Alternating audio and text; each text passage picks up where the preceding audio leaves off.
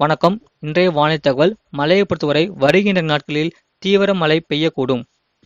அனைத்து மாவட்டங்களிலும் ஒரு லேசான மழை முதல் மிதமான மழை பெய்யக்கூடும். மாலை மற்றும் இரவு நேரத்தில் ஒரு கனமழை பெய்ய வாய்ப்பு உள்ளது. சில இடங்களில் பெய்யாத பகுதிகளிலும் இந்த மழையானது பெய்யக்கூடும்.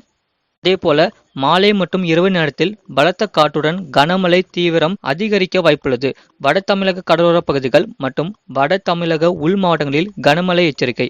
அதேபோல டெல்டா மாவட்டங்களில் ஒரு சில இடங்களில் மிதமான மழை தொடரும். தமிழகத்தில் மற்ற மாவட்டத்திற்கு பெரும்பாலான பகுதிகளில் வானம் ஓரளவு மேகமூட்டத்துடன் காணப்படும். அதேபோல வேலூர், திருப்பத்தூர், ராணிப்பேட்டை, திருவண்ணாமலை மாவட்டங்களில் ஒரு சில இடங்களில் மிதமான மழை முதல் கனமழை பெய்யக்கூடும். சேலம், கரூர், நாமக்கலில் ஒரு சில இடங்களில் மிதமான மழை பெய்யக்கூடும். திருப்பூர், ஈரோடு வானம் ஓரளவு மேகமூட்டத்துடன் காணப்படும். ஒரு சில இடங்களில் மிதமான மழை பெய்யக்கூடும். கிருஷ்ணகிரி, தருமபுரி மாவட்டங்களில் மாலை அல்லது இரவு நேரத்தில் கனமழை பெய்யக்கூடும்.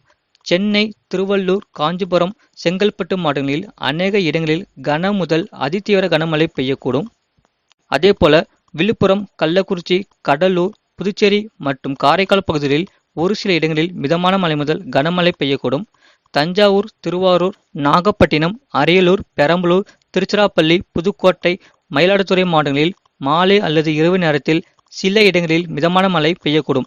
நீலகிரி, கோயம்புத்தூர், தேனி, தென்காசி மாவட்டங்களில் ஒரு சில இடங்களில் கனமழை பதிவாகக்கூடும். மதுரை, திண்டுக்கல், விருதுநகர், சிவகங்கை, ராமநாதபுரத்தில் சில இடங்களில் மிதமான மழை பெய்யக்கூடும். தூத்துக்குடி, திருநெல்வேலி, கன்னியாகுமரி மாவட்டங்களில் வானம் ஓரளவு மேகமூட்டத்துடன் காணப்படும். ஒரு சில இடங்களில் மிதமான மழை பெய்யக்கூடும்.